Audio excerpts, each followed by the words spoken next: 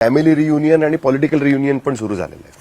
हे फक्त निवडणुकीपुरतं आहे की पुढे सुद्धा त्याच्यामध्ये काही- असं नाही झालं साहिलजी. इथं ज्यावेळेस मी एकनाथरावांना पण विचारलं की एकनाथराव भाजप इथं स्वतंत्र लढायचं म्हणतात, तुम्ही आम्ही एकत्र यायचं का? त्यावेळी नाही, मी भाजपबरोबर मित्रपक्षांच्या बरोबर माझी चर्चा चालू आहे आणि शेवटच्या एबी फॉर्म द्यायच्या आधी एक दिवस मला त्यांचा फोन आला, आमचं त्यांचं जमत नाही, आपण एकत्र यायचं का?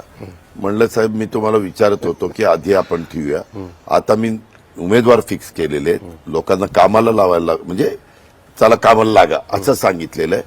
आणि आता जर आपण एकत्र आलो तर लोक म्हणजे मी किती लोकांना नाराज करेल. त्यांचे फॉर्म भरले गेले, बंडखोरी झाली तर ती मताची विभागणी होईल आणि मग नंतर फॉर्म वगैरे भरले गेले.